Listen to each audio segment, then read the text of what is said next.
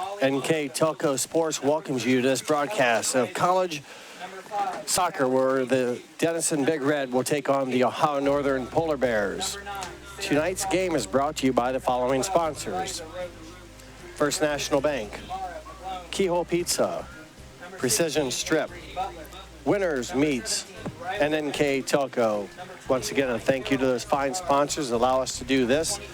I'm Jeff Henshin. Alongside me tonight is Michael Laws for tonight's non-conference game with the Big Red and the Polar Bears, as the Polar Bears enter tonight's game with a record of 2-0-4 overall.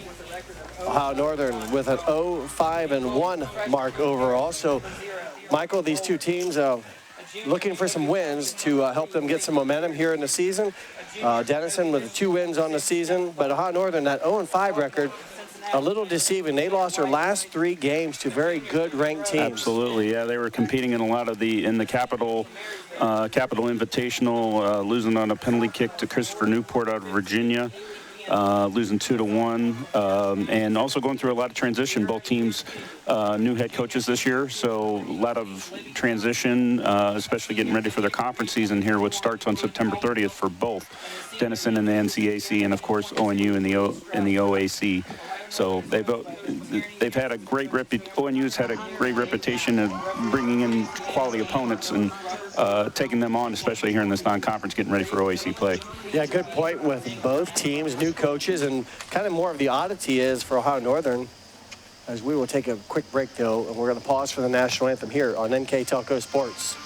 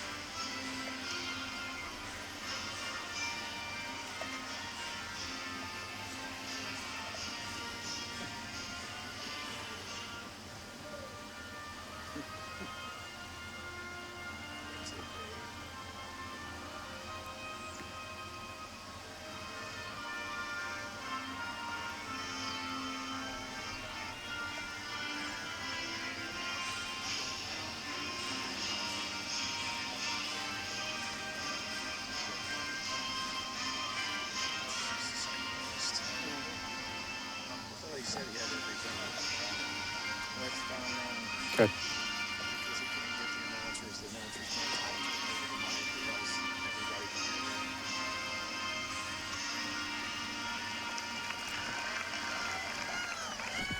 Welcome back to Ohio Northern as we get ready. As I mentioned, the coaching staff, both teams with new coaches this year, and what's kind of ironic is Ohio Northern's head coach was at Denison. Mm-hmm. So he's very familiar with a lot of these players. His name is Ben Tierney in his first season, and for the Big Red, Sarah Brink.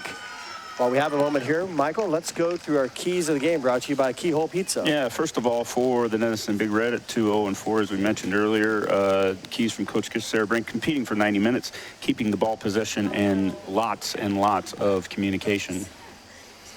And for Ohio Northern? Ohio Northern and Ben Tierney in his first year, 0-5-1, as you mentioned earlier, organizing and keeping their shape and making sure that they stay composed on the ball and also competing for the entire 90 minutes. Thank you to Keyhole Pizza sponsoring our keys of the game as we're getting ready here. Before we have the opening touch, let's go through our officials tonight. Michael, you know them. The center judge is Noah Matos, yeah. Robert Hope, and James Karminikan. Yeah, Karminikan, and yeah, very established group. Noah, very much in the pro system, so we got a really good crew tonight to take charge of this one here at ONU and Denison. So Matos will be the center official, and then the line judges or the offsides officials are Hope and Karmikin. As we get ready here, again, non-conference soccer between Denison out of the NCAC, North Coast Athletic Conference, and Ohio Northern out of the OAC, the Ohio Athletic Conference. On a very beautiful night here. I'm not complaining, Michael, but it wouldn't hurt me too much if that sun would set in about 10 minutes as we are looking directly into the sun. And of course, we're on the other side of, if you've never been to ONU here, we're on the other side of the football stadium. So basically we're flipped here from Dow Robertson. We're actually using their press box, but looking here at Kersher Stadium here, so on the other side. Home here for ONU soccer.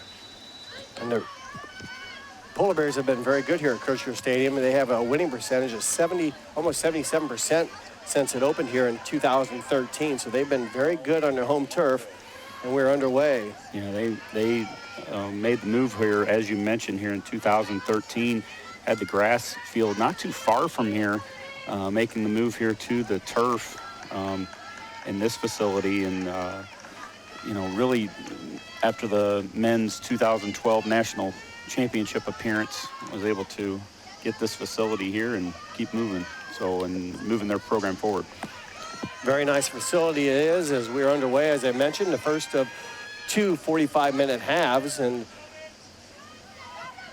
right now, trying to keep some composure there for ONU right now. They're playing in the back. Looks like they'll be playing a 4-4-2, standard 4-4-2. Talking about the shape of the ball, did go out of play there on the far side. At least our far side would be the near side. Near side for the Big Red. For the Big Red there, and a throw in there for Denison. The keeper for Ohio Northern is Morgan Moeller. She's in the fluorescent shirt, as you see her in between the pipes as Denison goes to work. And Northern will do the best to kind of clear it, and keeper will come up and get it. So Ohio Northern really yet to be on offense. They'll get a chance here maybe with the roll in by the keeper, and back to work they go now on offense, trying to advance it into Denison territory for the first time here early in the first half. ONU's had possession, but been really going backwards, has not been able to really create anything to go forward yet. So still keeping possession of the ball. Ball's been out of play on both touch lines. I mentioned Morgan Moeller, the freshman keeper. Other starters, I'll go down the number list here. Number 3, Elizabeth Pierce. Number 6, Emma Bowman. Number 8, Claire Wiseman. Number 10, Alyssa Beckett. Number 13, Emma Cook. 15, Haley Cannon. 16, Kira Keyser. 18, Libby Johnson. 21, Kate Helton. And 22, Bree Strauss, the starting 11, again, for Coach Ben Tierney in his first season. And I'll run down the Denison starters here as they look to attack, but the pass over played, if you will, and their starters. Their keeper is also number 0, Molly Noga. Number 3, Ellie Reiser. Number 5 is Callie Davis. 8, Kate Dalamente. Number 9, Sarah Solinger. Number 12, Eliza Roach. Number 15, Mara McGlone. 16, Avery Butler. 17, Riley Brinley. 21, Caroline Gerard. 22, Sophia Connell, the starting 11 for first-year head coach Sarah Brink for the Denison Big Red. Yeah, long-time coach there retiring, and Coach Brink taking over. Same case here with ONU, with long-time coach Mark Batman taking over the job at Division I University of Toledo.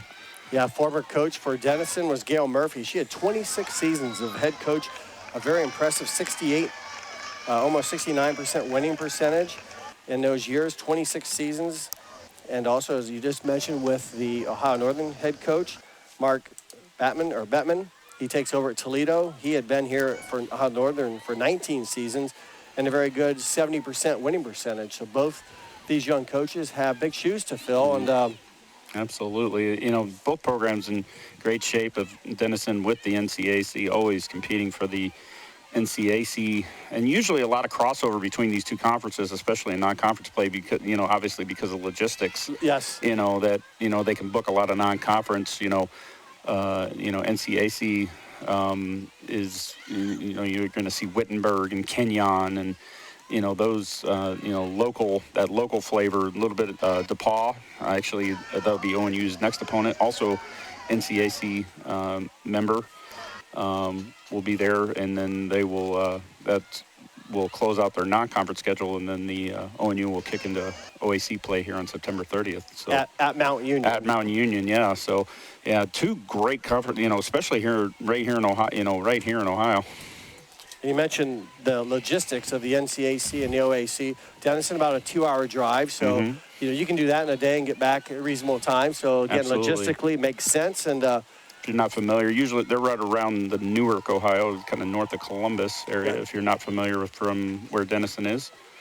Yeah, I had them kind of east of Columbus. I passed through there, on my way to Wheeling over the weekend. I saw the Denison University sign, so east of Columbus a little bit, but 2-hour drive, and pretty good soccer programs. You mentioned Ohio Northern. They were the co-champs of the regular season last year in the OAC and also the tournament champs. In fact, back-to-back tournament champions have been the Northern Polar Bears the past 2 years. So they've put together a nice little run here. And again, their home record is very impressive. Almost 77% winning percentage, or 777 here at Kearson Stadium. Yeah, especially here with the turf, and especially being a regulation-sized field. A lot of teams have, condensed. Usually they're in condensed fields. Denison on a natural grass. When I had ref there before, and long time ago, and kind of a condensed. I don't know, still not a big field, but not as big as it is here, especially with turf and being regulation. Definitely plays the advantage of Ohio Northern. Had a couple of fouls here. Denison been kind of aggressive here. A couple of fouls early. Actually, 3 fouls already for Denison here in the opening minutes. There's a through ball, and a Northern does have an opportunity at a shot taken and missed. Now that's a shot on goal, and I can't see the number. Yeah. Far side, unfortunately, it's number 3. Yeah, shot by number 3 over the crossbar. Elizabeth Pierce, junior from Liberty Township, Liberty Township, Mount Airy Dame High School. Yeah, nice through ball there, but trying to play that diagonally here and trying to break down that, and that's actually the first good opportunity there for ONU. Yeah, good offense, and she stayed on side. You have to stay on side until the ball is touched, right? Yes, correct. And then you can break through. As soon as the ball is touched, that's when the ARs will make that decision, and it's any playable part of the body. So anything that you can legally play the ball with, if that is a head, then they can judge you to be offside. So, and sometimes it's a little deceiving. You may think the player's way offside, but absolutely. It's when it was touched, and then the speed of that player can take advantage of it. Now, big field, it spreads the teams out here, as you mentioned, and Northern got a nice shot off, so unfortunately it was a little bit high, and for Denison Big Red, they avoid the first score of the match. Yeah, for sure. This is, and I think that even though the sun's kind of on the behind the coaches, it could play a little bit of at least vision here the first 15, 20 minutes here until it kind of gets behind these trees over here, even though it's not in either goalkeeper's, direct line of sight, but still, Well, the field looks like it's in shade now with the limited those trees, but up here for us, who are above the trees, it's going to be in our vision. Of course, it doesn't matter what we see, but You're right. At least each keeper is not looking, for the most part, at least directly into it, so that won't be an issue, or which shouldn't be an unfair advantage, I should say. And the only one really struggling with it here is the AR on this side, unfortunately, at least for a couple of minutes. So hopefully it doesn't come down to a game-critical decision there. His sight might be overtaken there. So Denison controlling there. We'll have a throw in about midfield. Nice throw in there. Finding feet. But turns that ball over. Yep, and we're talking about that composure, that's where that's going to come in, creating those turnovers that ONU just did. Well, they'll look to spread the field again and use some of that. You mentioned the grass and natural turf. I would think turf, if you have a faster team, would be an advantage because the ball moves quicker, you play Absolutely. faster. So, Northern, a quick team, can use the turf to their advantage. Yeah, the ball will definitely travel here on this surface. So, yes, you're exactly right. And, if you like to play quick balls, that is something that you do have to get used to. Teams, vary from location to location. Some play on their football stadiums in some of these conferences, some are natural grass. And it is something that you have to adjust to from game to game. So Northern right now with the ball momentarily as it goes back now to Denison. It'll be back to Northern. Another throw in from the touch line as quickly it's put into play as the sun begins to set here. As it's a beautiful night though otherwise. You can't ask for much better weather. It's low humidity and warm but not too hot, and a good night for volleyball, good night for soccer. It could be a good night for volleyball too. True, Yeah. yeah, that's inside. but we're not. Yeah, we're over here. But yeah, definitely a good night. Dealt with some heat here like a couple weeks ago. A lot of these earlier games that they were playing, a lot of heat breaks. Taking they were mandating stops in the games and stuff like that. Definitely hurts the flow of things, and definitely since the temperature's gotten down, you can play kind of a full 90. Ball did go out of touch there. So that's something that soccer does on the heat. Is that up to the officials or agreed upon before the match? Usually it could be a conference decision, but coaches can decide on that and stuff like that. They have, at least in NCAA Division I, they do have the ability to do media breaks as well, which is about halfway through the half. They'll find a place to stop, which would usually be a goal kick, throw in something. When they're televising games, they have done that, and they've kind of implemented that here in Division II and Division III play, which is what we're in. We're in Division III play here at ONU. So, but yeah, they'll find like a stoppage halfway through the half. Some had mandated, depending on you go so much, and then there'll be a break and kind of go from there. So, and it was definitely a issue early in the year. And especially on a surface like this, it can get pretty warm. Definitely the temperature goes up, and players getting used to it, and that sort of thing. And they hadn't been into full blown to be able to hydrate, and spending all the time with the trainers to be able to stay as healthy as possible. Right now, I shouldn't be an issue for the heat. I wouldn't think, as again. Should be, let's say, a steady or a quick 45 or an uninterrupted 45 minutes, as we have down into 33 minutes of action so far. Yeah.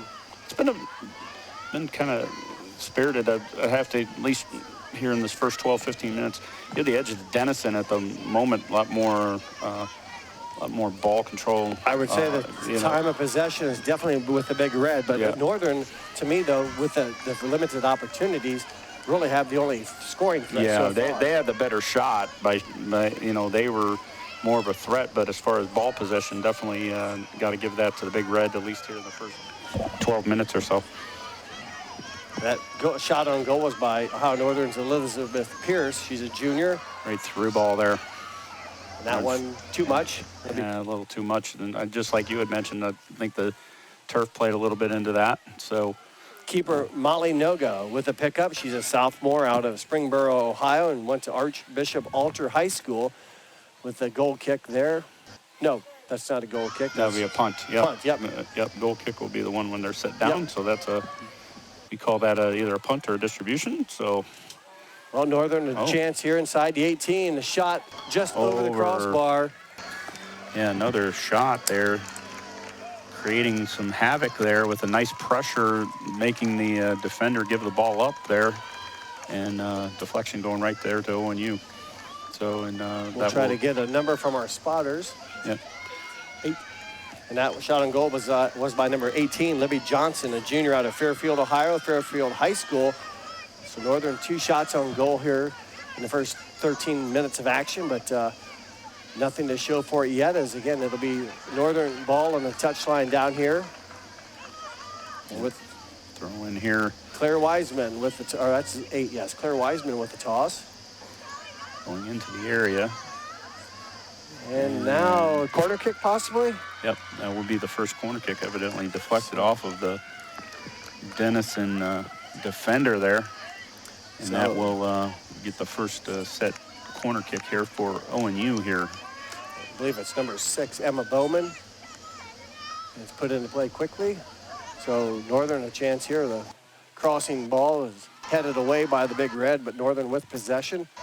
And a clean field by Noga, and she will end temporarily the Polar Bear threat with the corner kick. And Northern really didn't get any good looks out of it, but good play defensively by the Big Red. Absolutely. Yeah, they read that well. Got a little bit, basically call it a shot, but really wasn't too much on target, and really Is that considered a shot? Yeah. It's just a shot, not a shot on goal. Yeah, we wouldn't have considered that a shot on goal because that would have gone wide, but the goalkeeper handled, had to play that. So What was that called right there? Just, that would be a deflection, so we're good there. So nothing was initiated by to Denison? By Denison there, so it'll be more of a deflection. So that one will.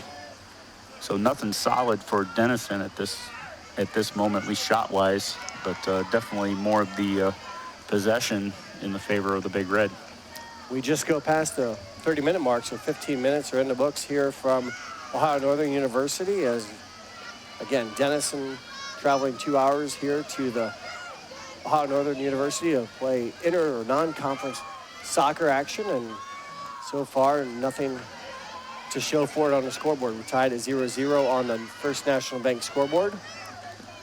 Is there a foul? Yes, it is. So foul for the Big Red. That's their fourth of the day already. So, but most of those fouls, and correct me if I'm wrong, it's a foul. So to me, they haven't been in like danger zones. Mm-hmm. They've been far enough away. So I guess does that 4 fouls really mean anything? Yeah, right now you had 2 in the middle. You had 2 in the midfield and 2 in the defending third. So really nothing to.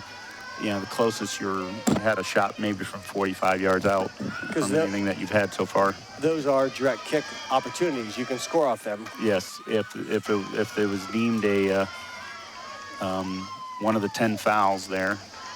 So have another shot there, not on goal. So right now it's 4 shots for ONU. So they're definitely nothing on goal yet, but definitely. So it's not those ones that went over the crossbar are not on goal. They're not on goal. Because the keeper didn't touch them. Correct. Yeah, the goalkeeper would have stopped it from going in, and then we would count that as a shot on goal. So. Gotcha. Yeah, or we would count hitting the goal frame as well. That one passed all the way back. Keeper can't use the hands on that one when it's an intentional kickback. So. And also she was out of the area as well. Correct. So she'll play it as a regular field player, which she's allowed to do. Denison trying to work it down the field. Left side here, number 21 with it. That is Caroline Gerard. Her pass to the middle, taken away by the Polar Bears. So another good defensive, let's say, play by the orange, if you will, the orange jerseyed Polar Bears, trying to clear it and get it away from Denison, or get it out of their own territory. And right now it's pitch and catch, if you will, but down in what I call the danger zone. I think you called it the final third, maybe? Yep, the defending third, and they were able to get out of that. They were scaring me there for a little bit, so playing some back and forth, but we were able to get out of that. Well, here. And now they're coming back with about even numbers here, about 5-on-5. Bit of a run here for the Polar Bears. Ball lost and into the hands of the keeper, so that will stop that threat momentarily. And with the pickup is Molly Noga, and she will punt it away. Yep, that was deflected. We wouldn't count that as a shot, so that was deflected by the Denison defender there. Northern back with the control of the ball. They'll look to work offense here and try to get something, a good pass or an opportunity for a shot. The crossing ball, though, deflected by Denison, kicked out. Nope, stay in bounds. I thought we were going out of bounds. That will be off of Denison, though, on the touchline. So a throw-in.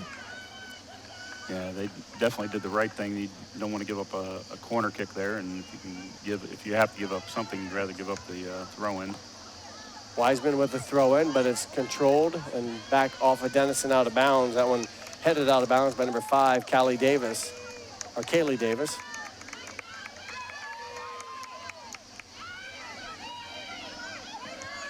Northern control the ball now on the Big Red side of the pitch. And that one sails out of bounds, so change of possession, a throw-in. Give me just a second here to announce some of our other sponsors that include Carriage Works, Chiltex LLC, Cy Sweeterman, Dickman Supply, Elmwood Assisted Care, Hometown Opportunity, Hillsman Automotive, Kogi Plumbing and Heating, Lincoln Electric, Minster Bank, New Knoxville Supply, SecureCom, St. Henry Bank, and WCSM Radio. Additional sponsors that help us bring you, in this case, college soccer.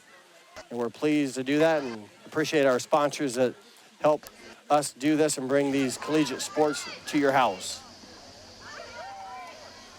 Denison trying to work offense. There's a whistle and too much contact. Yep. Foul on Northern. Coming in from behind. Actually, first foul of the game on ONU. I believe that was picked up by Haley Cannon.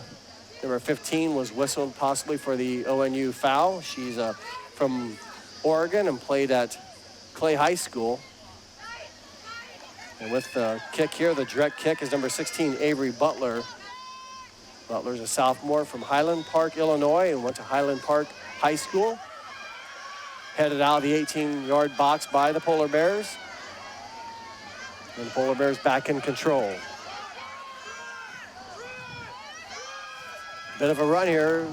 She goes down. Did she trip on her own? She tripped on her own. There was nobody there. It might have been a little bit of a turf monster there. And it looks like we have another foul on ONU there. I believe that was number 17, Kira Kaiser from Ashland, Ohio, Ashland High School. Looked like she pushed her in the back. I thought I saw that. So. Yep. Nope. You got that one right. That would fall under, for those unfamiliar, we do have, there's basically 18 total fouls that can be called. So what happens what happens when you get to the 18th or 19th, I guess? Oh, no. It's just different types of fouls, I should say. So if it falls under one of the 10, then that would be under the direct free kick. And then if it's one of the other 8, then it would be an indirect free kick. So give me an indirect free kick foul. Indirect free kick would be dangerous play. To me, that would be a direct kick, though. If you have, to me, it should be warranted as more of a higher penalty. Yeah, but it's not. It's in just the laws of the game, they don't deem it quite as serious. Well, they should rewrite. I'll have you call Atlanta, and we'll figure that, or call the NCAA office in Indianapolis. So we'll do that. That dangerous play would be considered indirect free kick. Correct. Okay. Yep. Which is just basically playing in a dangerous manner. Okay. What's a more common direct kick? Just like we saw there, pushing? Handling, pushing, holding, all fall under the direct free kick fouls. And then if you do have a foul that occurs inside the penalty area with a direct free kick, that's where the penalty kick would be assessed. Would be assessed. You could have a foul against your team. Moving forward, now we do have a substitution for Denison. 11 came in for Denison. I think for number 12, so that'd be Caroline Flynn, number 11, in for Eliza Roach. That was our first substitution of the game. They are allowed, it's basically unlimited substitution. However, once you're subbed in the first half, you cannot participate in the half again. So Roach can't come back in? Roach will not, at least not in this half. She can come back in the second half? She can come back in the second half. They are allowed one re-entry in the second half that they can use to their, coach can use for their discretion and what they feel is best. There's extenuating circumstances that can scrape that. Then we have a Denison foul.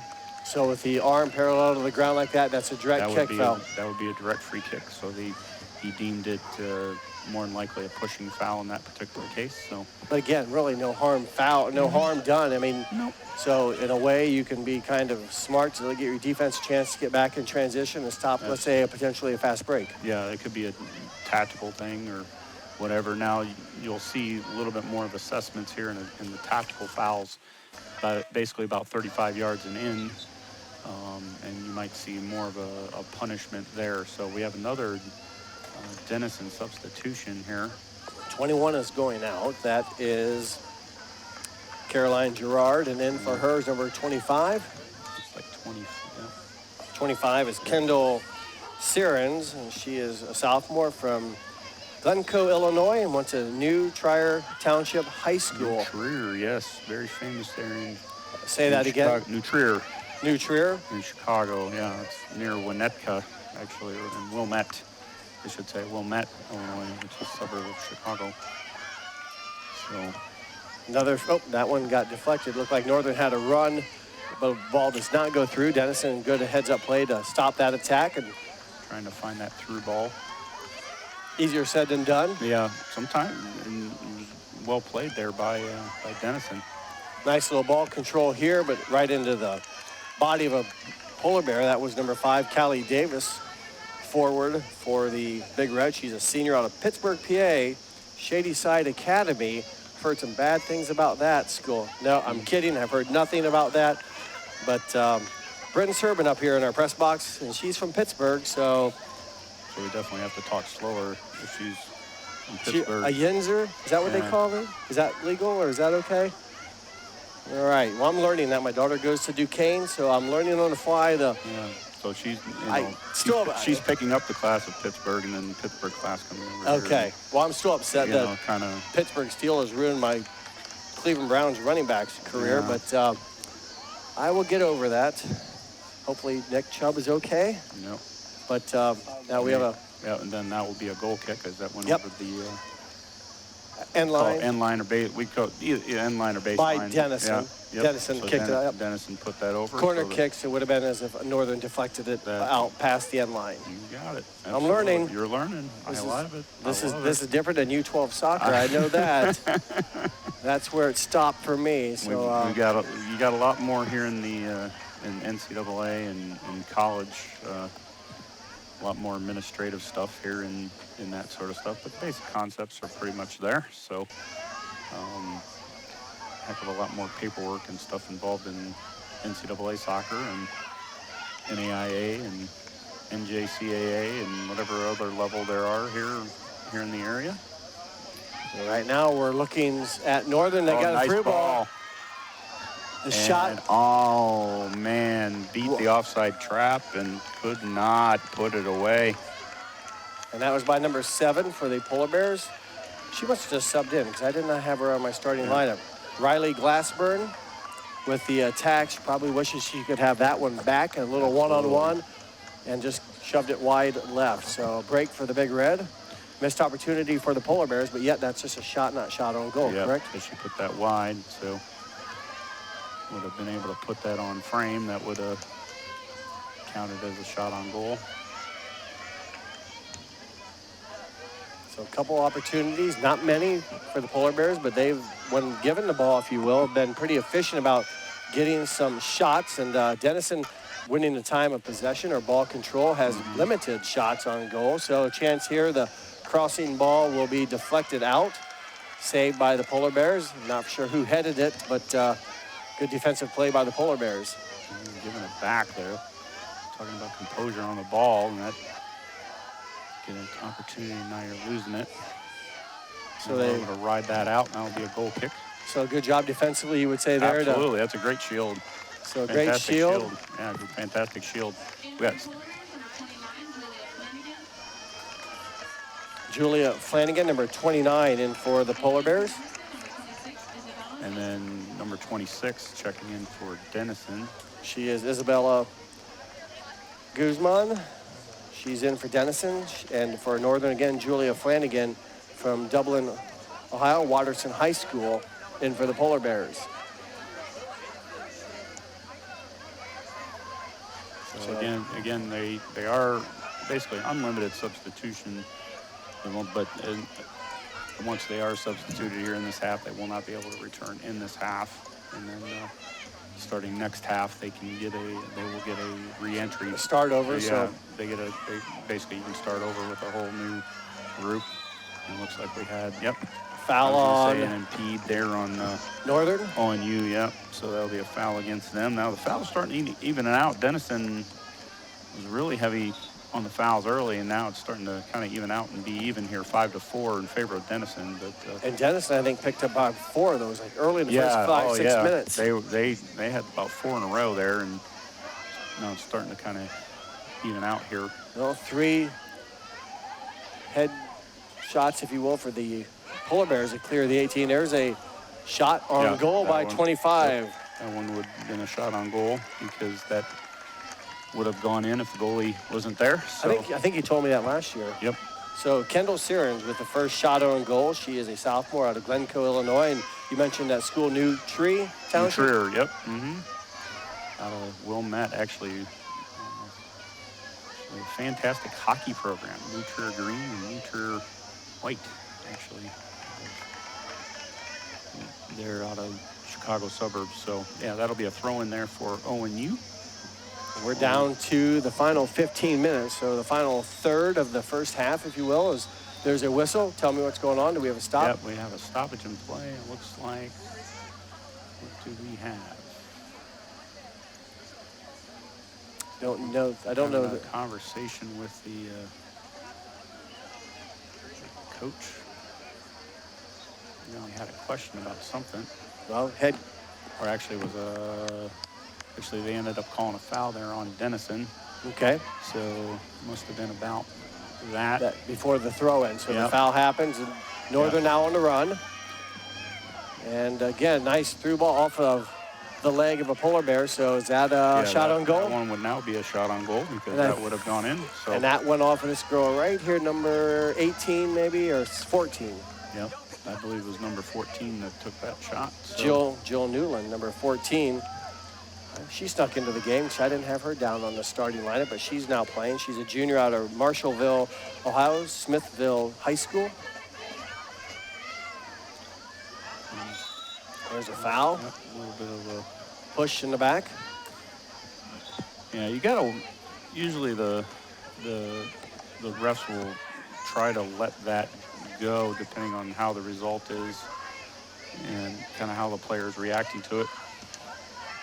Pass here taken away by the Polar Bears as they again will limit the Denison offense, if you will, to just limited shots today and good solid defense inside the defensive third. Okay. Yeah, ONU's been relatively tight with that final. You know, even though Denison's had the possession to give the ball away here. Kind of a bad touch for the Big Red, and Northern, at least right now, flipped the field and a chance to go to work on offense. Find that. There's nice shot. Yep.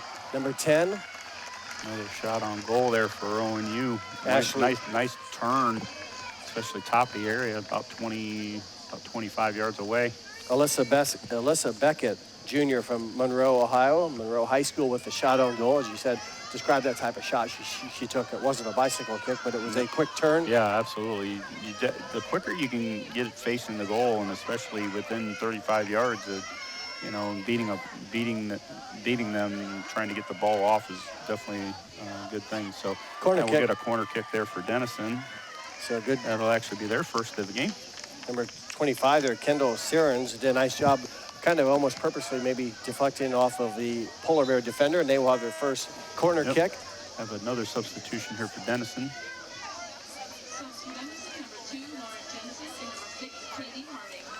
Number 2, Lauren Jensen in for the Big Red, and also number 6, Katie Harding for the Big Red. And with the corner kick here is number 5, Callie Davis. Out swinger.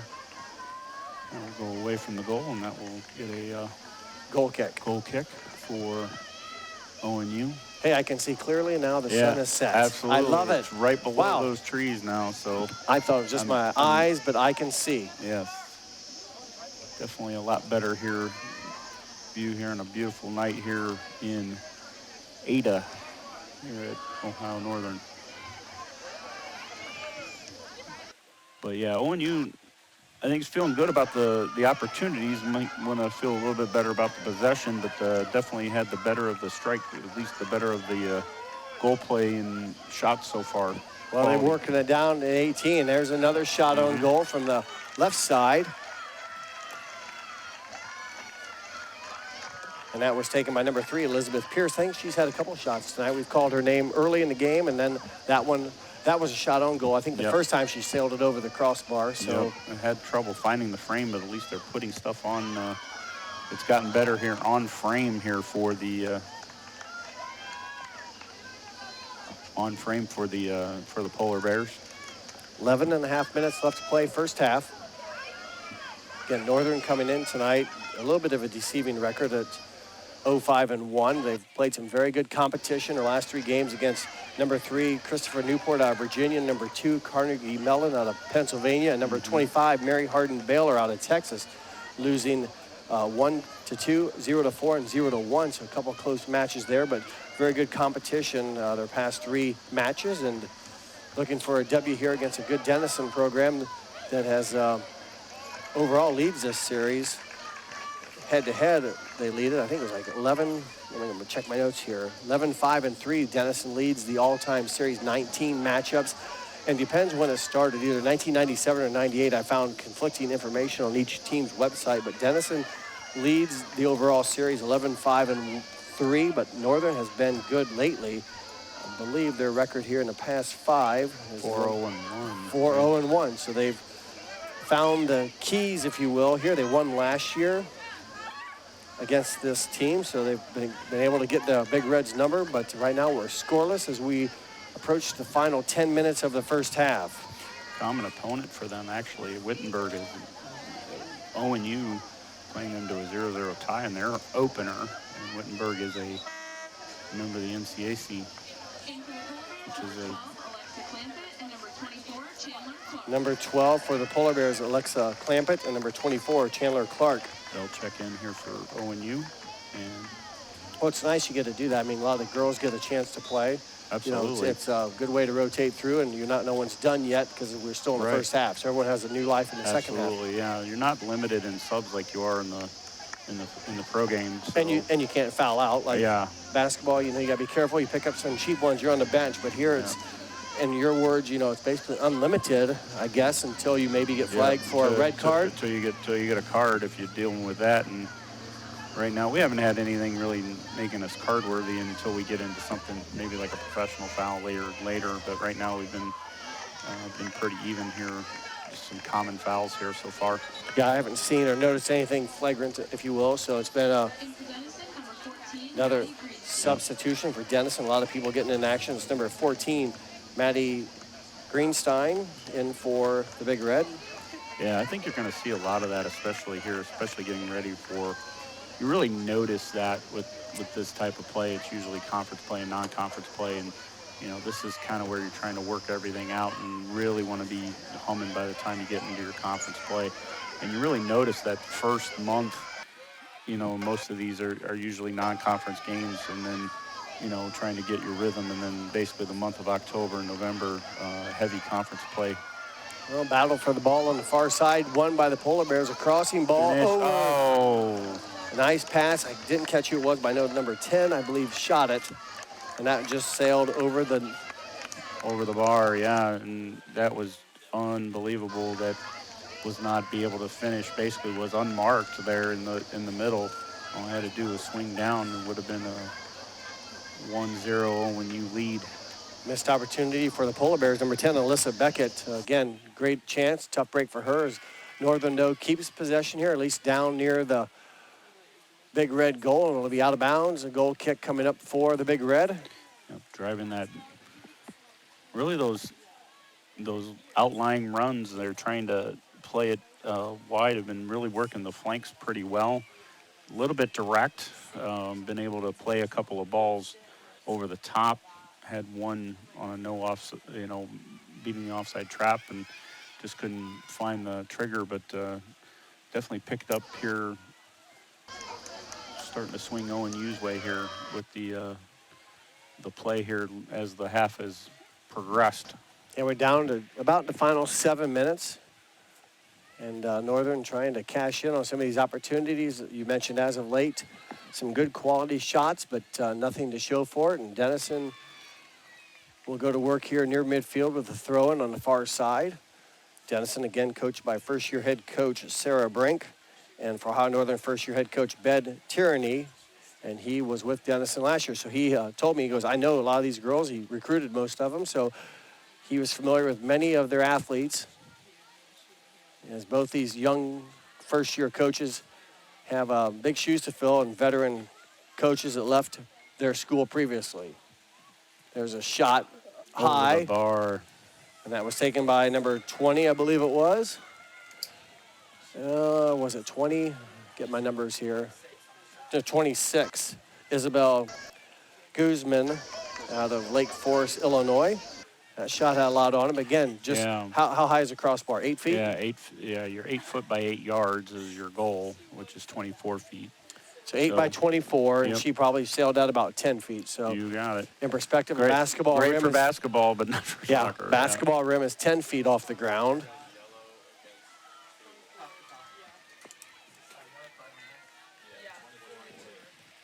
So foul on the Polar Bears will give a direct free kick to Denison. We might have had a card on that. Did we have a card on that? I think he said a yellow on number 24. Yellow card, and actually our first yellow card of the game. Chandler Clark. Mm-hmm. Shame on her. She's out of Lima, Ohio, Bath High School. And we'll see once if Denison can take advantage of this. Again, the only thing difference is she's a yellow card. So next she'll one be riding on it. Yeah, she'll be riding on that.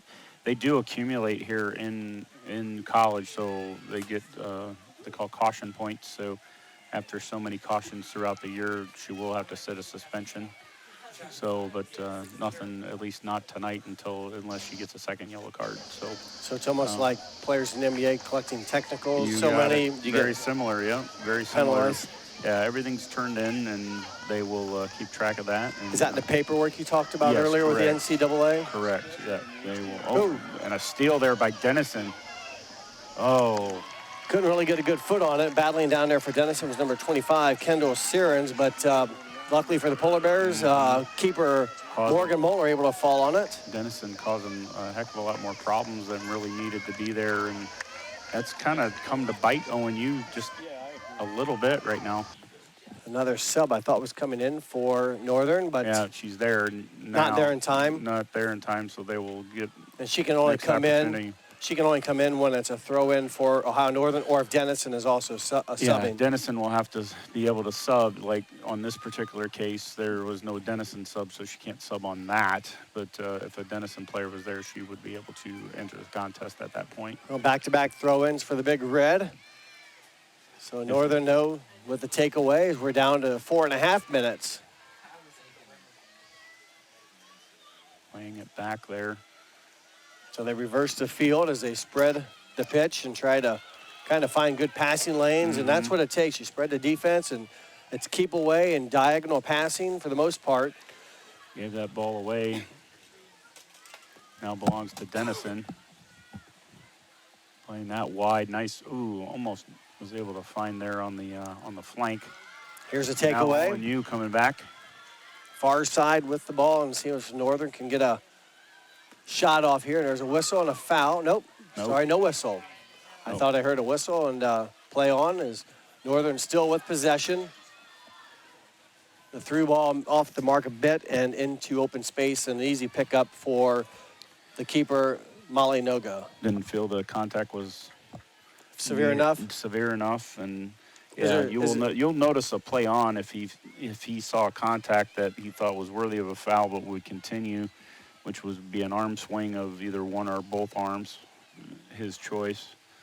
And there was no arm swing there, so he just didn't have a foul there at all, which I could agree with. I would agree with that. I mean, this is, whether we like to think so or not, soccer is a contact sport. So a lot of people, maybe parents in the younger ages, may disagree, but this is a contact sport, and things do happen every once in a while. I'll tell you what's not a contact sport is rugby. Saw that for the first time in my life at Wheeling University. I have no idea what they're doing there, but there's a lot of contact. I'll tell you that. Well, soccer and rugby are cousins, and I'll tell you that story here in a little bit. So well, that's what someone explained it. It's a cross between football and soccer a little bit, but they throw people in the air and they catch it. And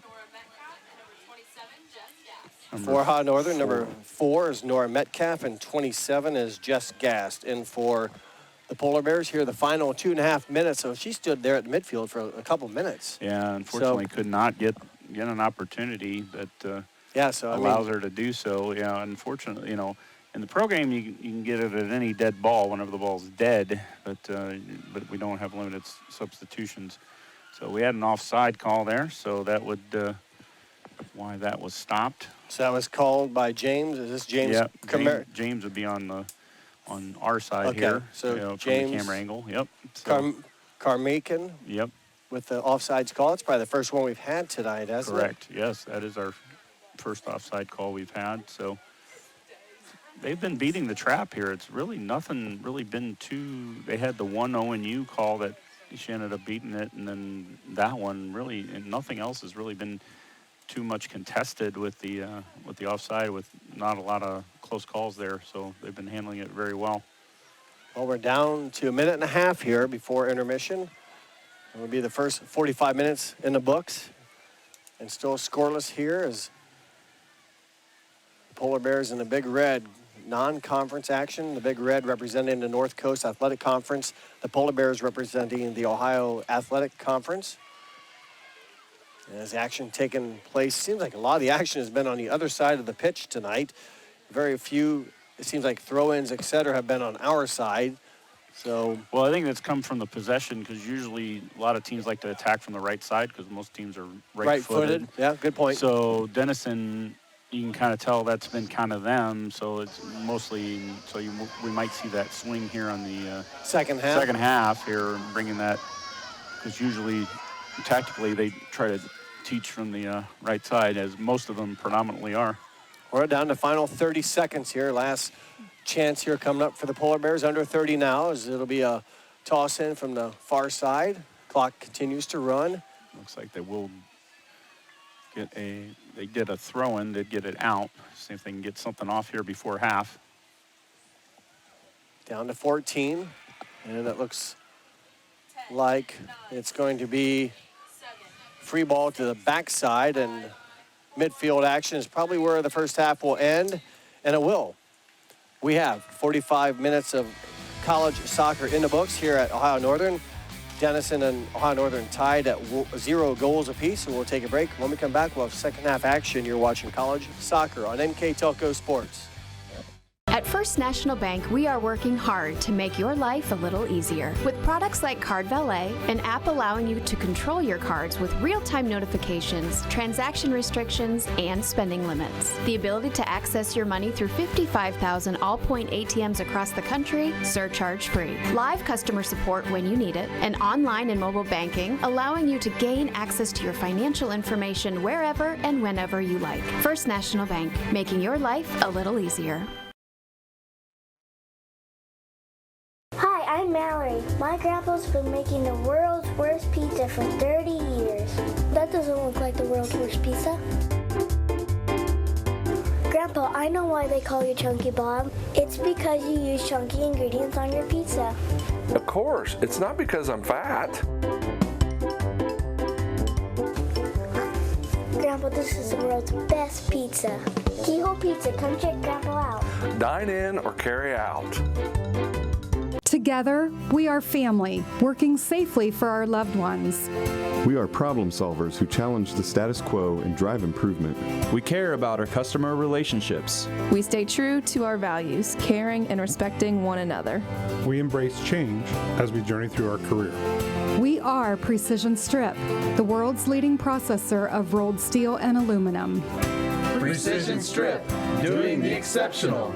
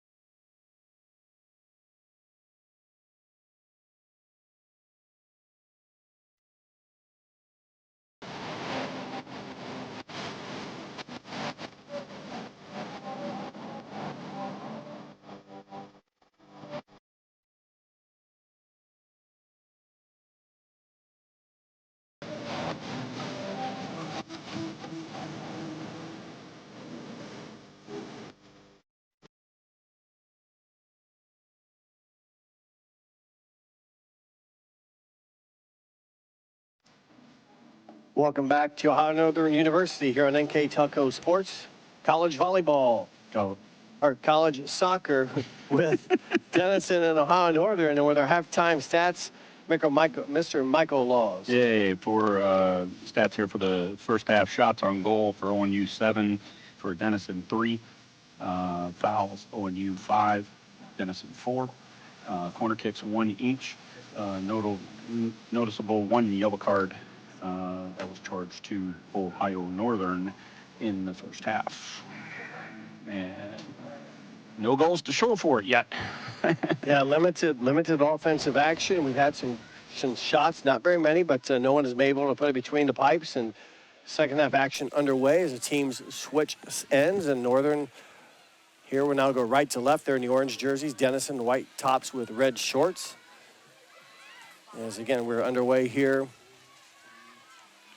with college soccer. We'll get it right. I about said volleyball. I'm so used to doing volleyball I know, and you're basketball. so used to being over in the gym over there. I get it. So, But no, this is entertaining. It's been a learning experience. And again, a lot of knowledge from Mr. Michael Laws next to me, a college, or I should say general soccer official. Was a college soccer official for 20 years, actually. So, worked with actually 2 of the 3 of these guys at one point or another in my career. So, long time ago.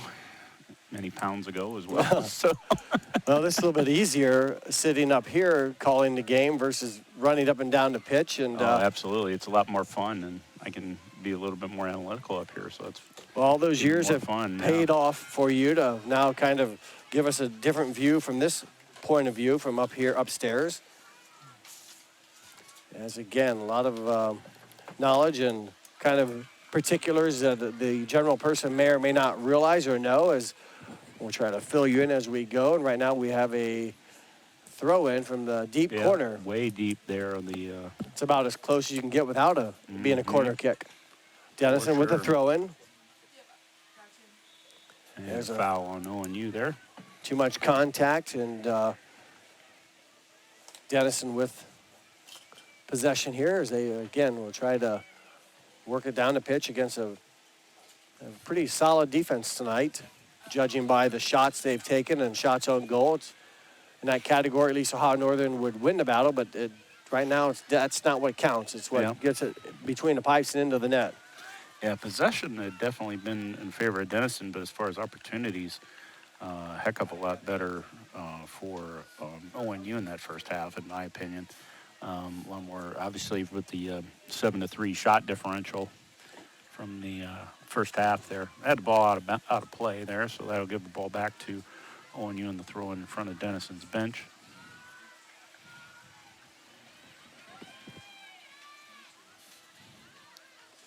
That's been causing trouble. That's been issues there for ONU. A little lackadaisical there out of the back, and they've been able to avoid the penalty. Luckily they almost gave one up actually, and they're late in the first half there with the our right defender having a little trouble handling it and almost giving up a goal, but luckily has not did not bite them in the butt there. So.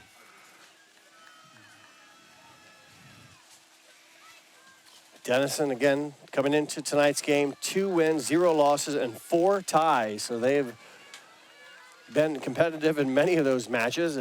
No losses, per se, on the season. Ohio Northern, 0 wins, 5 losses, and 1 tie. But I mentioned those last 3 games against top-quality teams against... The trip to Texas and, just a lot of good quality. So really nothing to really hang their head about some of these and they've all been tight matches. They haven't gotten blown out of anything with the exception of Carnegie Mellon, I would say, but everything else they've been in about every other match. So Carnegie Mellon's always been quality. So throwing for Denison as they go to work here as we just started the second of 2 45-minute halves, and Northern with the possession now as they will advance it across the midline into Big Red territory and off of the foot of Pierce, and right back to Denison it will go. Yeah, definitely possession. Definitely could have done better there, but going to try to make up for it here.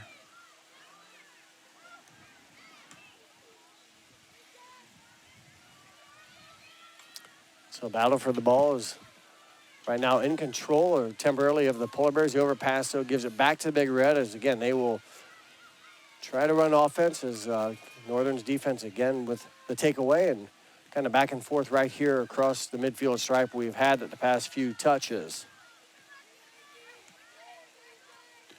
Yeah, a lot of back and forth. Really nothing set here. A lot of loss. A little bit trying to find their rhythm here coming out of the locker room, both teams. A lot of back and forth. A little bit of a strain there, but unfortunately, nope, lost it there too. So Be higher Northern with a throw-in. Again, easier to see the uniforms now with number 21, Kate Helton, with a throw-in. Is there a time limit here you have to get rid of the ball? In some, whatever is reasonable. I mean, there's nothing really set on it, but could definitely be construed as time wasting, and is potentially a cautionable offense later in the game. Now, I notice here they obviously 2 45-minute halves. There's no like stoppage time or like in the professional. Actually, all the stoppage time is done with the when the referee will make a stop of the when he puts the X over his head.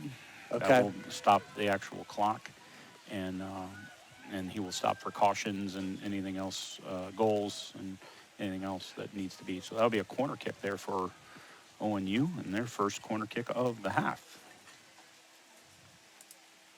Opportunity for the Polar Bears, a set piece, I believe is what that'll be called, as it goes into work and kicked out and defend. I think number 3 for Denison in there to kind of stop the threat. That's Ellie Reiser there with a foot on it to prevent any Northern activity.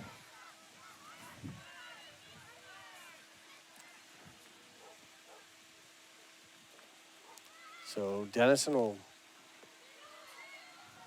get a free one there. Yeah.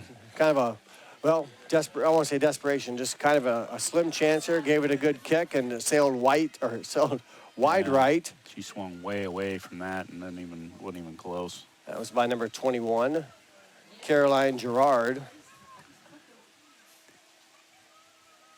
But yeah, she had a hard time even swinging around to even get that even close to frame. So Northern with the ball across the midfield. Over the top. Could be, yep. Throw in for Big Red. Ball out of play. That will.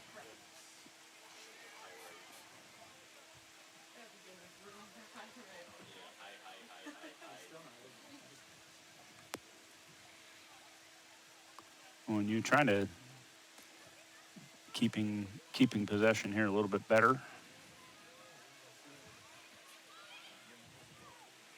About 3 or 4, about 4 or 5 here now.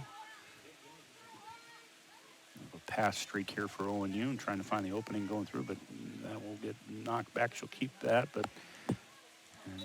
There's a foul on Northern. So the tripping foul, the foul called on Northern's number 29, Julia Flanagan. So that'll give the free kick, but again, kind of way far away from the goal, not probably a scoring opportunity as it could be. Yeah, definitely. I mean, you definitely could have a caution there depending on how violent the action is. How violent the action is. I mean, but you can get more of the tactical stuff here within this 35 yards and in. So you'll see a little bit more of the tactical professional fouls back then. Oh, nice swing. Almost got a shot on goal there for Denison.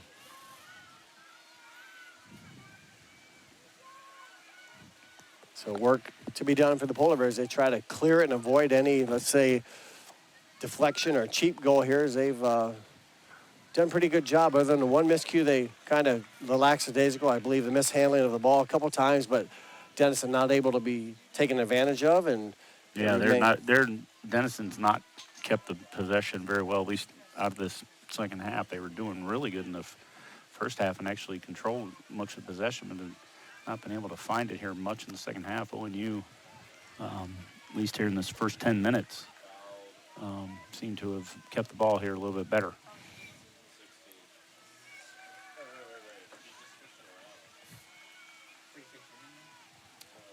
So it'll be a possession here for Denison as they have the ball just in front of their head coaching there on their sideline. Again, she is Sarah Brink in her first season. As the through ball goes through, and we'll skip out of bounds. Goal kick coming up for the Polar Bears. They will have a substitution here for ONU.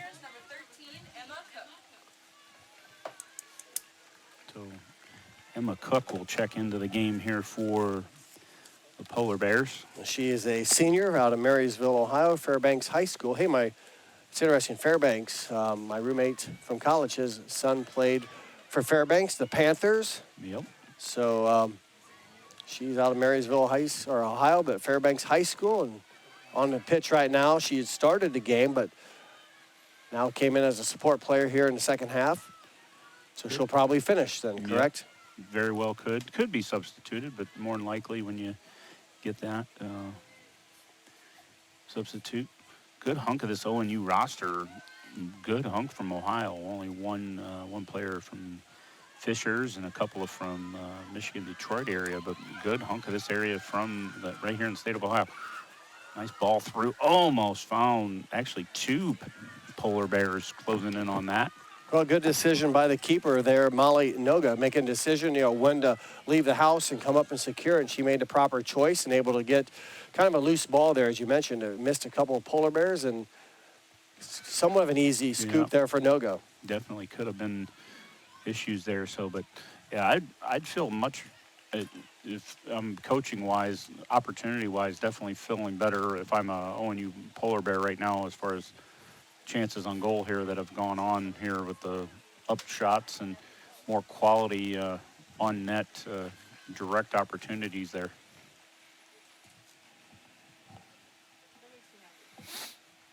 So those will be down deep here for ONU. Right. And it'll be a throw in there for ONU, but trying to find the area, trying to cut across there. Find it, shot. Hey. Oh, outside of the goal, yeah. I saw the net flinge and flip, and so opportunity. Definitely good shot, but right outside of the frame there for ONU. Probably one of the better opportunities here of the night, actually putting something on frame and actually challenging. But still nothing between the pipes. Yeah, so nothing between the pipes yet. So all those good shots have not cashed in, but Northern, I think, continues to keep the gas pedal down. Absolutely. And putting the pressure on. And I'm definitely better. I'm feeling better from ONU, at least from opportunity standpoint. I feel like they've had at least better shots on goal than the Big Red than Denison right now. So agree, but it only takes one. Absolutely, yeah. And one might be enough too. So it's well, you look at the score lines that they've had. That never been, and we might have one here for the Big Red. Well, they're into the 18. Shot by 5 off the crossbar and in. I think it went in. That did. Went number 5 over the line. Yep, that is correct. Number 5, Kaylee Davis. We just talked about it. A 5'6" senior out of Pittsburgh, Pennsylvania, Shady Side Academy. With the goal as it hit the crossbar, the 8-foot bar, and bounces a little bit reverse English across the plane. Does this have to break the plane, Michael? Yeah. So like football? The whole ball over the whole line. The whole ball. Okay, so a little bit different than football. You got it. So absolutely. It bounced there, and a break for the Big Red, I guess. We just talked about it. It only takes one, and they're on the board here at 30. Hit the crossbar good and bounced over the line. I didn't really have much doubt, and that's what the AR was there for, to verify that it was. And it does take a little nasty bounce, and if you're not referee on Johnny on the spot being able to catch that, definitely could miss that.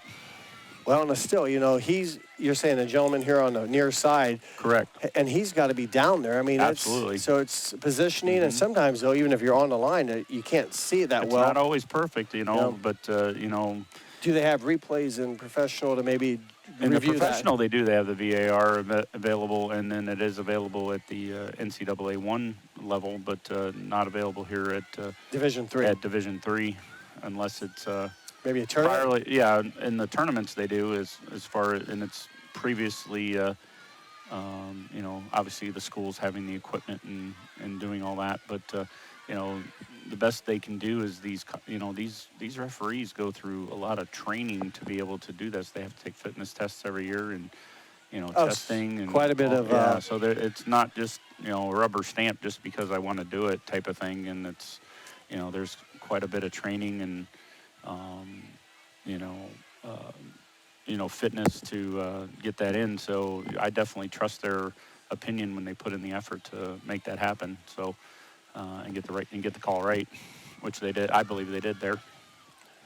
Well, that goal came at the 32-11 mark of the second half. So now a little bit of pressure on the Polar Bears. You got to feel frustrated. We've talked about some opportunities they had in the first half on some, I'm not saying point blank areas, but boy, some shots I wish those girls think they wish they could have back, and they missed them. So is it kind of like maybe missing a layup in basketball? A little bit, yeah. I mean, you definitely want to get stuff on frame, and I think that you're going to see some more directness here a little bit. I think going from there, but now we got a giveaway, and now we got some open space.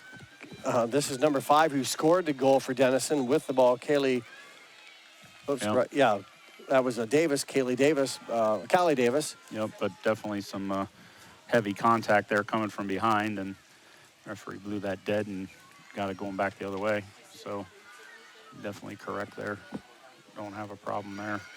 So Northern now will push Carriage the Works gas has a little bit harder. And now can hold up to 25 cars in our service come up with bay. a play to tie the match, and Denison maybe can breathe a little bit easier as they've took advantage of their opportunity and currently lead 1-0 on the match tonight here from Ada, Ohio. I'm Jeff Henshin. Alongside me tonight, Michael Laws, bringing you college soccer on NK Telco Sports. And thanks for watching, and we hope you're enjoying the telecast. There's an advantage, good play, advantage. And we have got a penalty. Okay, that's a foul inside the 18 box. Yep. So and that will be a DFK. He's going to stop the clock, and ONU gets a chance to equalize from the penalty spot. Okay, so that's from... They'll mark it at the 6-yard line? No, that's will be the 12. 12-yard mark. Yep. So there's a spot there at the 12-yard line. So when would they kick it from actually the spot? Anything inside the 18-yard box goes? Anything that is a direct free kick inside the area will be placed from that spot. Placed here on the 12. That's a live ball once it's touched? Yep. You got it. So you'll see everybody here outside of the area. Is this the girl that was fouled? Yeah. Or can you pick who you want? You can pick who you want. Okay, well, they picked the right one. Yeah, they finished it on the penalty kick. Number 13, Emma Cook with the tying kick. And Emma Cook from Marysville, Ohio.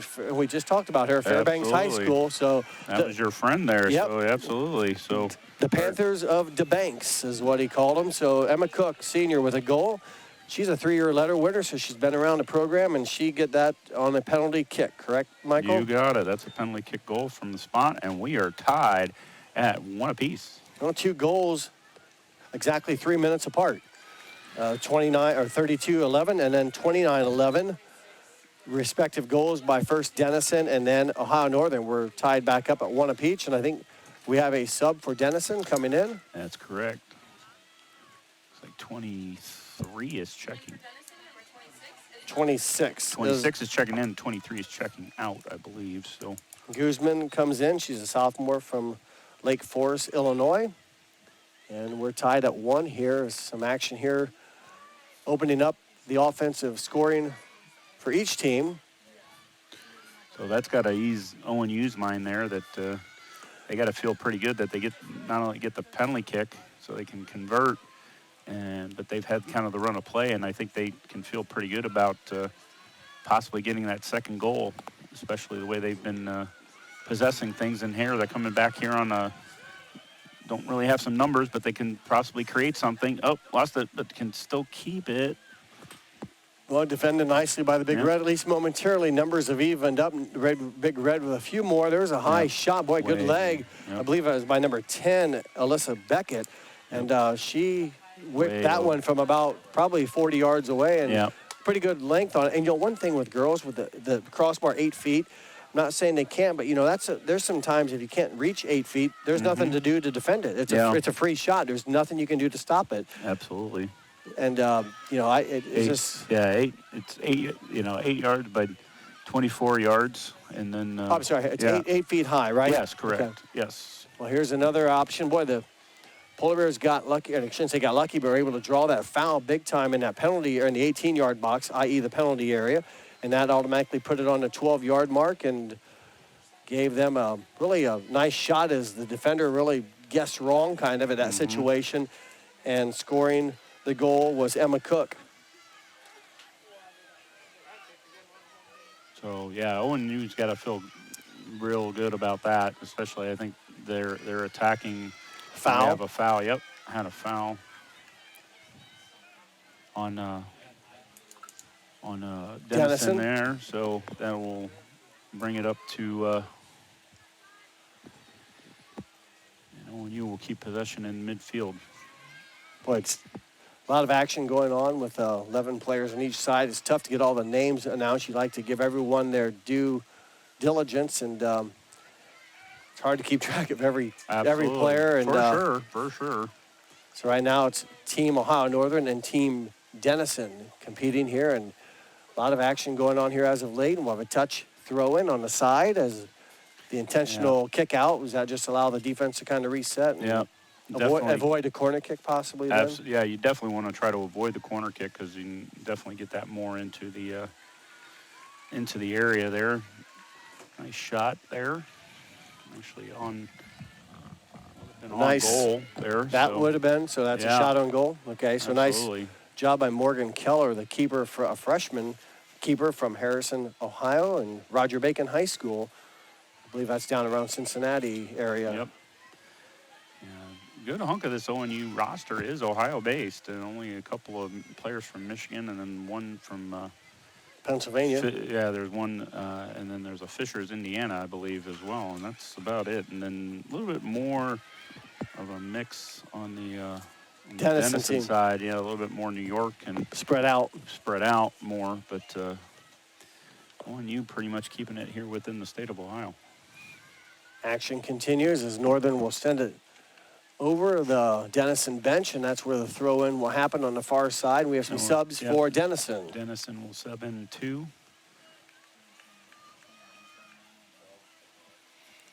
Get a little bit more freedom to sub here in the second half, and you do get the one re-entry, so players can sit and come back into this, but then that would be you get one re-entry in the second half.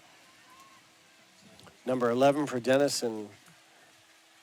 Number 11 is Carolyn Flynn, and number 25, Kendall Sirens, in for the Big Red.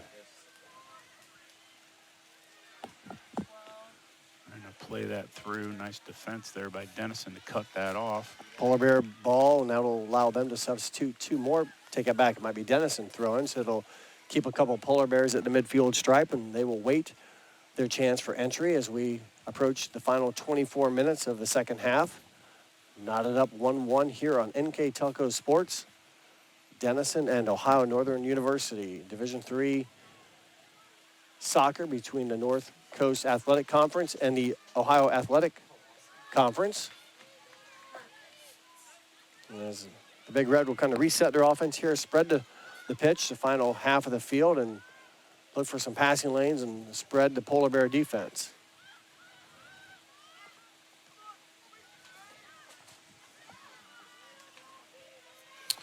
Action right now across the midfield. Again, Polar Bears trailed 1-0 here in the second half, came back 3 minutes later with a penalty kick from Emma Cook to tie the match at 1-1. And played across there, can't find her.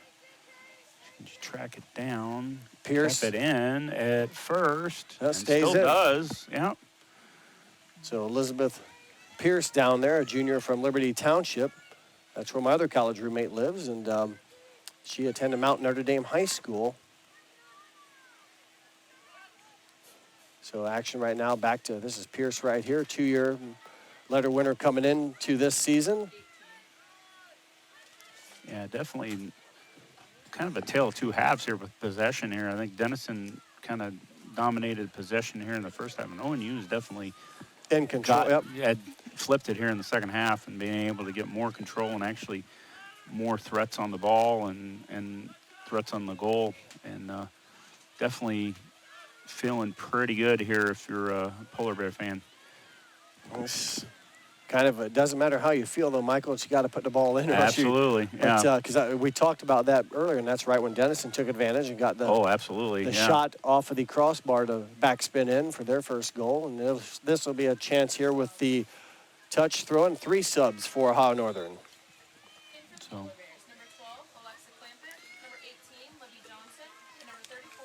12, 18, and 34 will be checking in for Number 12 is Alexa Clampett, number 18, Libby Johnson, and number 34, Lindsay Polowski.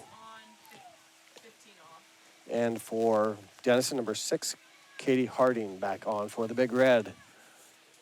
There's right now throw in for number 21, Kate Helton with the throw in, and Northern again will look to control the ball and look for a shot on goal to open up this 1-1 tie.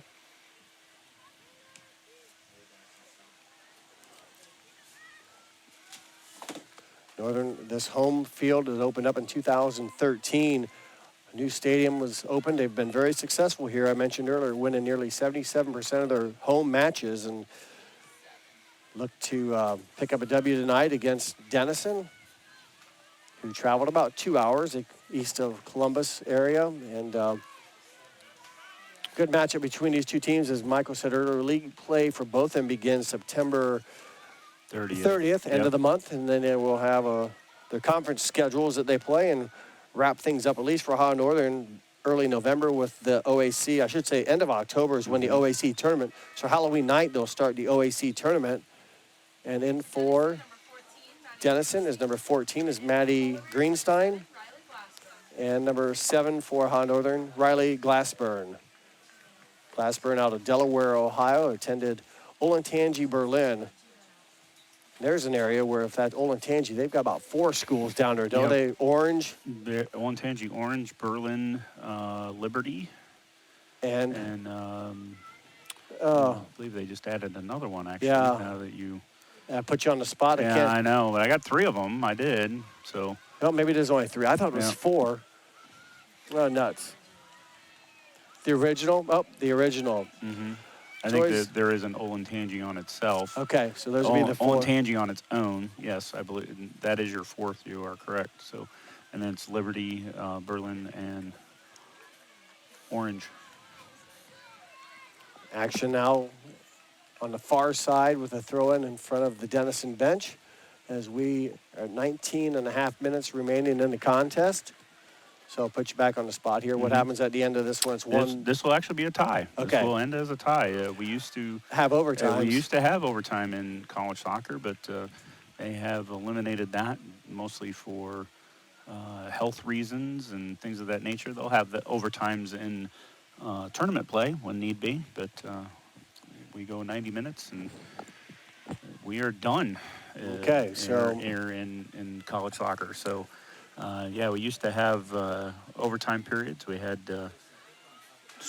longer periods, and we had 15. We had 10s. We had sudden victories, non-sudden victories, and they just eliminated that. So it's all done. So I wondered. I'd seen some scores, and I noticed these teams have ties tonight. And then in professional, you see teams winning by penalty kicks.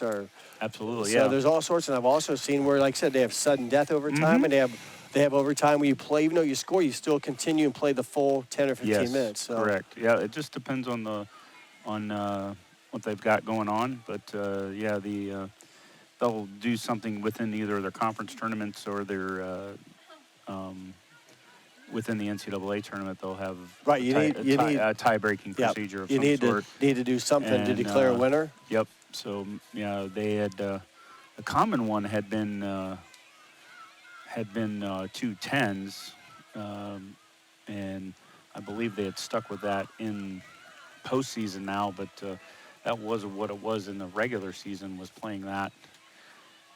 So what are 2 10s? You'll play 2 periods of 10 minutes. So no matter what the scores after the first one, you're still going to play the second one. So that's the way they had it, and then they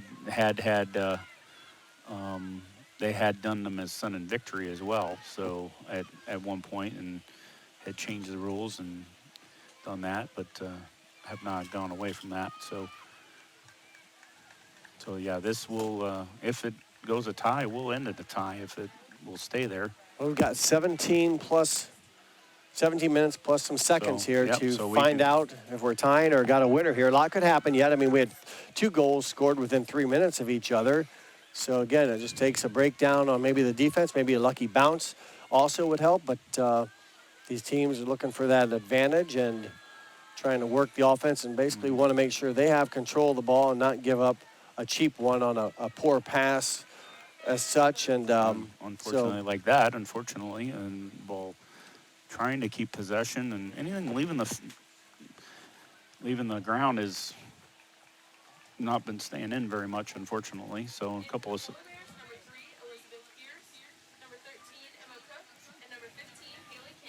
we have 3, 13, and 15 checking in for Elizabeth Pierce is 3.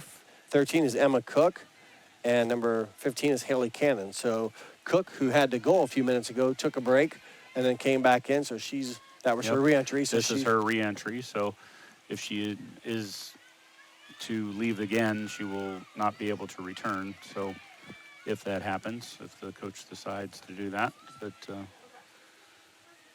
that is their decision. Now that it's their prerogative, right? Their prerogative, yeah. And it's injury or whatever could cause that as well. There is some extenuating circumstances, yellow cards and stuff like that, but we can discuss that if that doesn't materialize. Good opportunity there for ONU trying to dribble through, but it looked like they had a nice run, but absolutely cut down there, and now Denison coming back, trying to return ONU getting numbers back. They're in good shape there.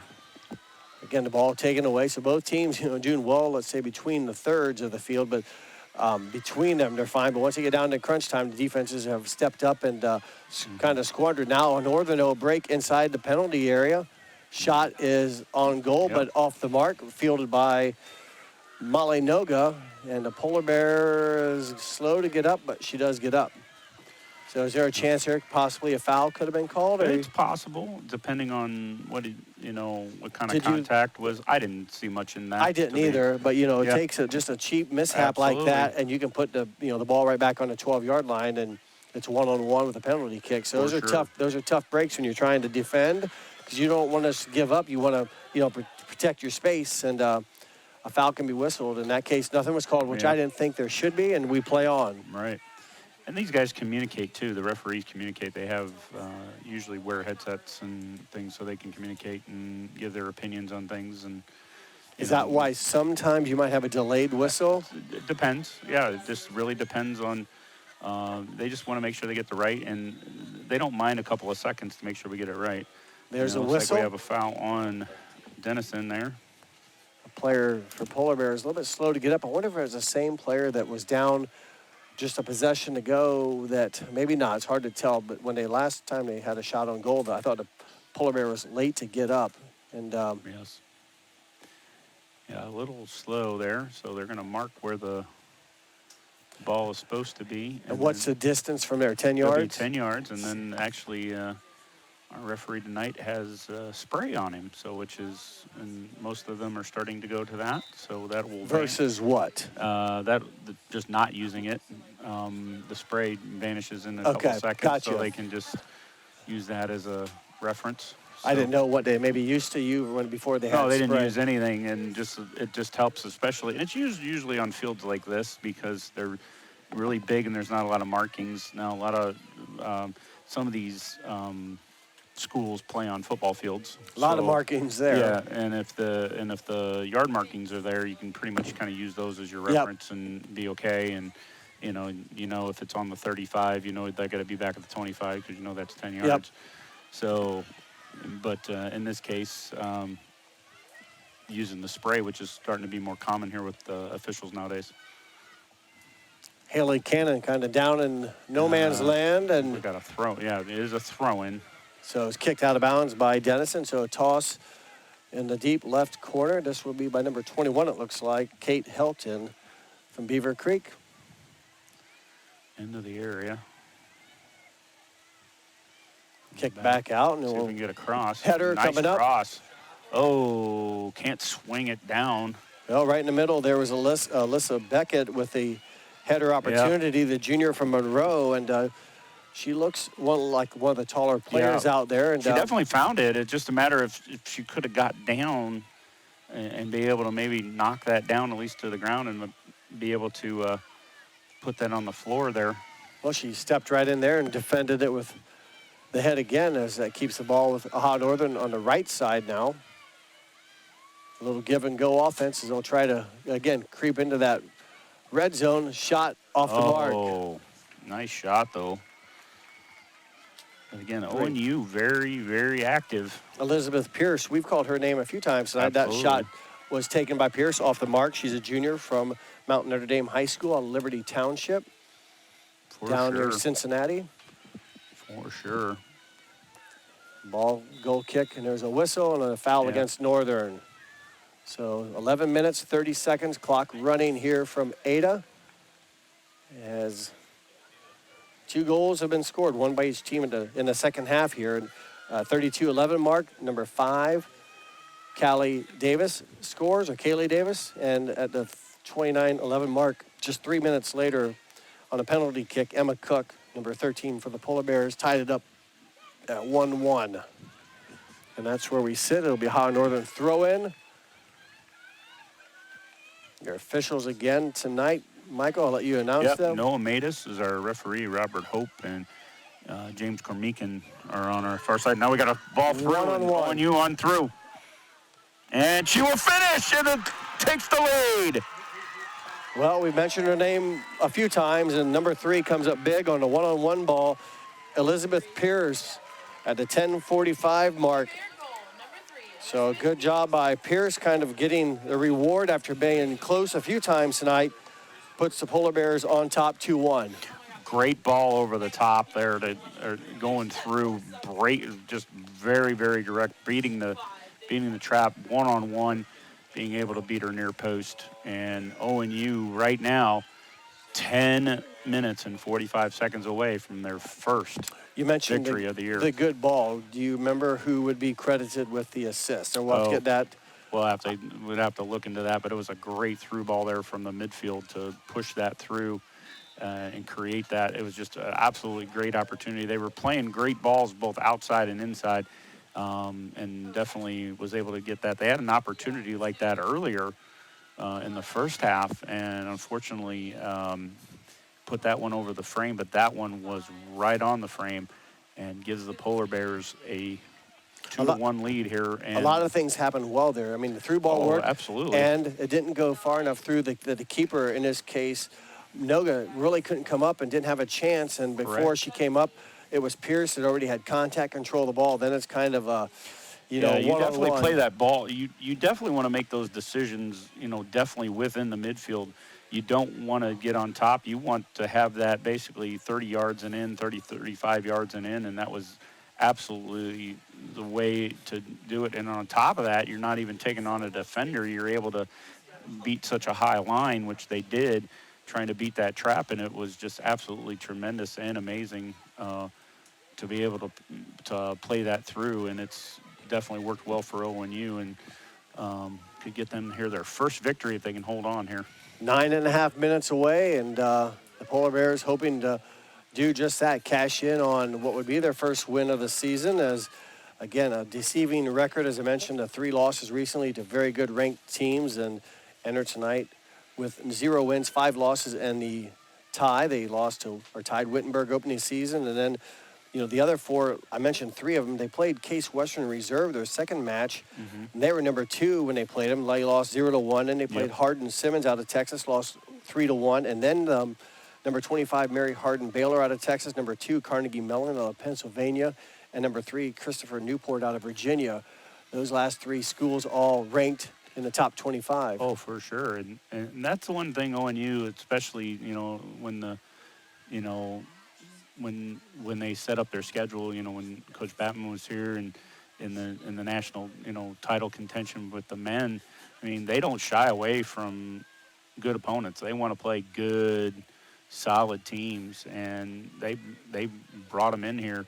The men had brought in Colorado College. I mean, It wasn't Deion Sanders, was it? No, not that one. No, this is Colorado this College? Colorado College, the Tigers. But still, I mean, they don't shy away. Yeah, that would have been cool to have Deion on the side coaching soccer too. You know, it'd be like I'm sure he could Ted motivate. Lasso all I'm over again, sure that he could motivate as well on the soccer as a soccer coach. I don't know what he knows about the game, but I'm sure he could motivate you. So, yeah, for sure. So definitely Buffalo fans definitely liking that right now. But yeah, they definitely don't shy away from the talent, and you can definitely tell by that schedule played in here. Nobody there for Denison. Yeah, there's like a lot of orange shirts, although it's still kind of in the danger zone. Denison still seemingly has possession, control of it down around.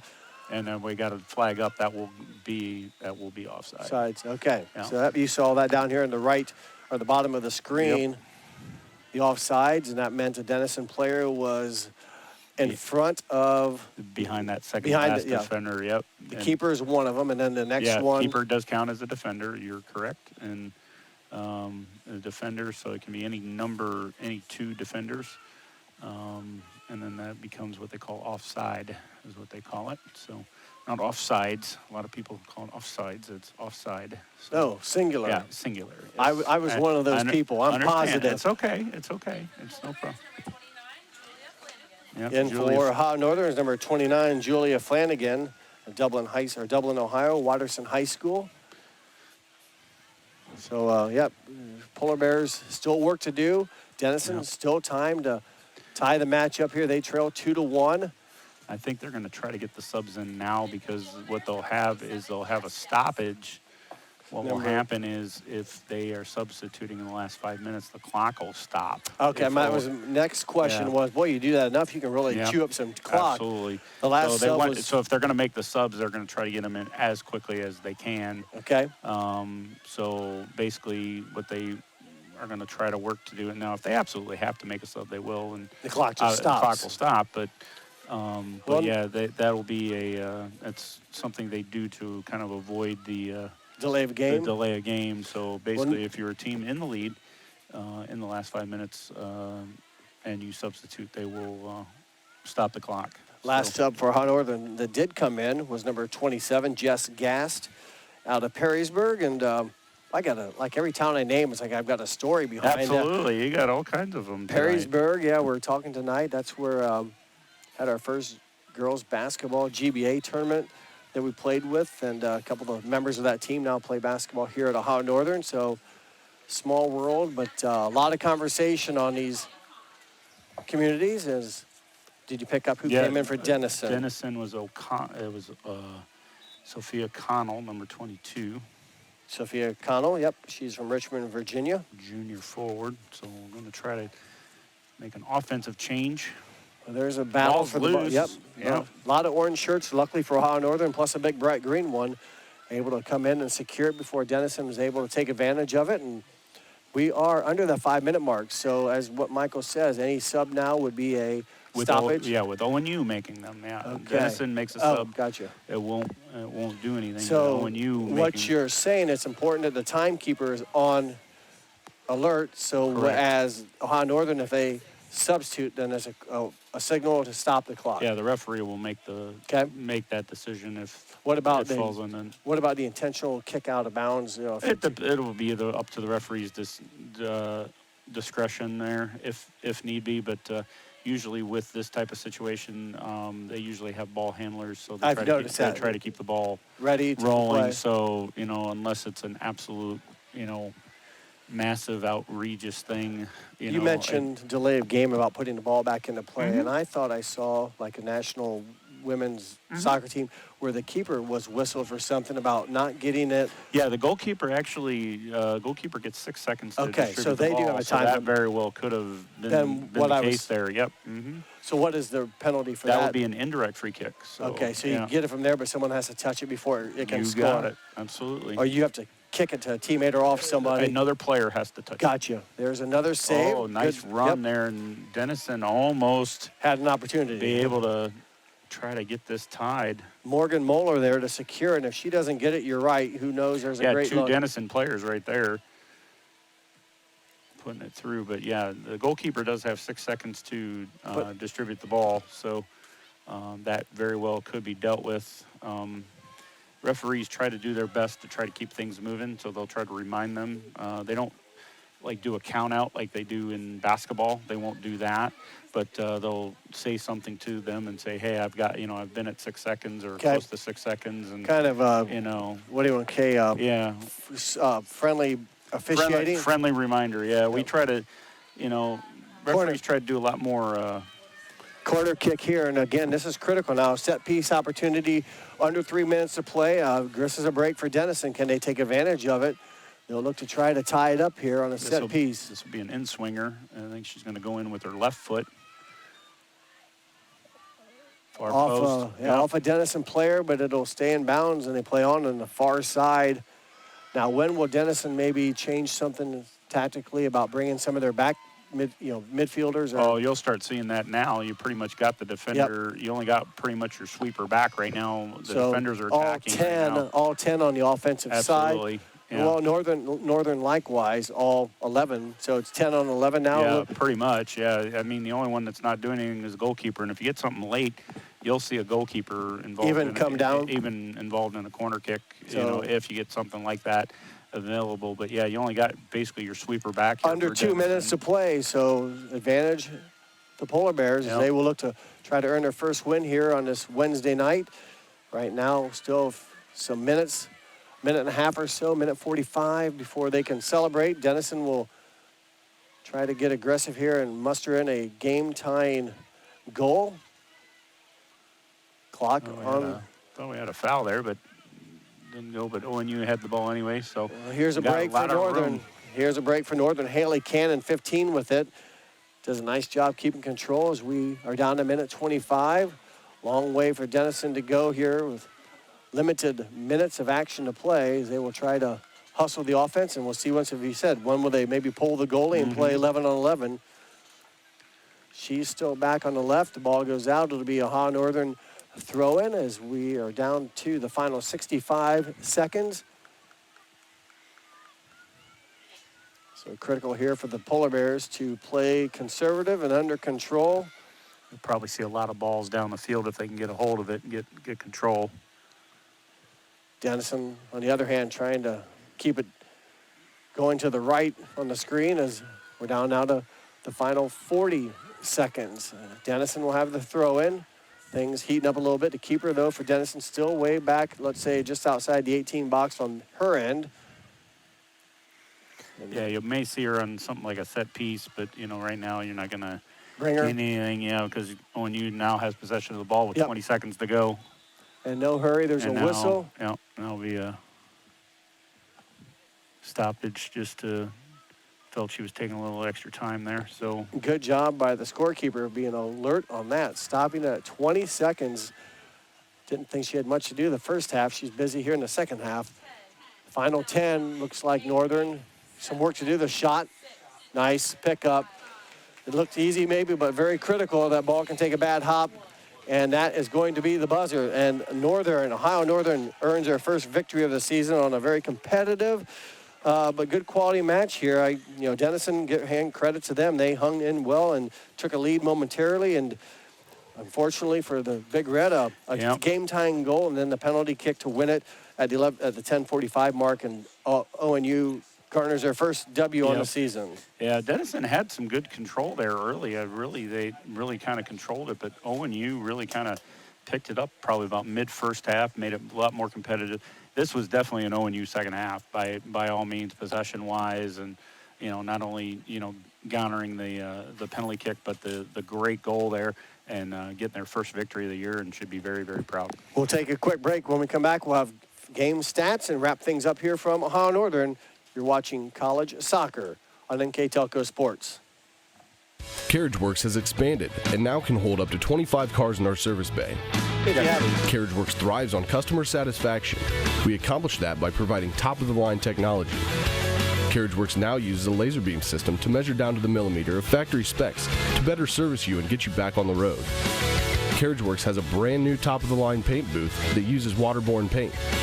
There's no job too big or too small for CarriageWorks. We're certified collision specialists. Come in and see us today. The Hometown Opportunity Platform is exceptional. It is focused, laser focused on the careers in our 4-county region. 100% of the time we go to Hometown Opportunity. We've had great success from a handful of applications when we need them, as well as a recent one where we had 67 applicants. Honestly, it's a competitive advantage. The Hometown experience has been everything I could have dreamed of and more.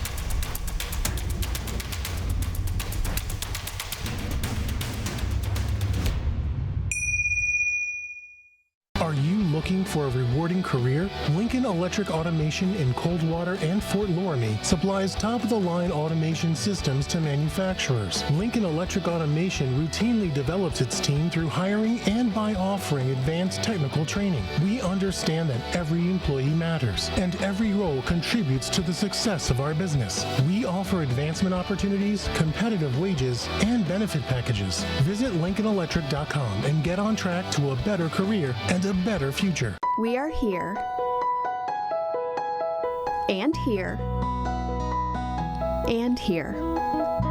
Minster Bank is everywhere, providing every banking service that you need to keep your financial life in order. Whether you are on the go or stopping by one of our branches, Minster Bank is here for you. We proudly support the communities where you live. Minster Bank, helping people achieve financial success. New Knoxville Supply Company, the supply source for residential, commercial, and industrial jobs. We specialize in plumbing products from many name brands, electrical products from replacing a light switch to rewiring an entire house, heating, air conditioning, and geothermal products, sheet metal ductwork, installations, and service. We are now housing more inventory, so all the hardware items you need to complete the job are available right away. New Knoxville Supply. Stop in, call, or check us out online at newknoxvillesupply.com. NK Telco Sports welcomes you back here to Ada, Ohio, where the Ohio Northern University Polar Bears have defeated the Denison Big Red 2-1 in college soccer. And with our final game stats, Mr. Michael Laws. All right. For the shots, for the total for the game, Polar Bears of ONU with 15, Denison with 7. Total fouls for the Polar Bears 9, and Denison had 11 total fouls. Corner kicks were even at 2 apiece. We also had 1 offside on each side, and we had 1 yellow card charged to ONU. And the scoring summary, very briefly, at 57-48. Elapsed time, Callie Davis for Denison on an assist from Eliza Rauch. And then ONU converting at the 60-49 mark. Elapsed as Emma Cook converted from the penalty spot for ONU, and the game winner from Elizabeth Pierce on an assist from Haley Cannon at 79-15 elapsed, and ONU takes the 2-1 lead and a 2-1 victory, and their first victory of the year. Well, congratulations once again to first-year head coach Ben Tyranny, and yes. And a hard-fought victory against a team that he knew very well coming in. Absolutely, he was the assistant last year, and definitely good test for both of them to kind of get going, here as both of them getting ready for their conference play to get started here at the end of the month. Yeah, and Coach Sarah Brink, her team suffers a tough loss here as they will, again, learn from this and move on. But good performance. Enjoyed watching it tonight. We hope that you enjoy this telecast. I'd like to announce our staff that helped us bring this to you tonight. Our cameras on camera tonight, Jim Miller and Mark Fissel. I'd like to thank our director, Austin Ambergy, for a fine job with our directing our action tonight. And for my partner tonight, Michael Laws, my name is Jeff Henshin. We enjoyed bringing this to you tonight. We hope you enjoyed this telecast here on NK Telco Sports, and thank you for watching soccer on NK Telco Sports.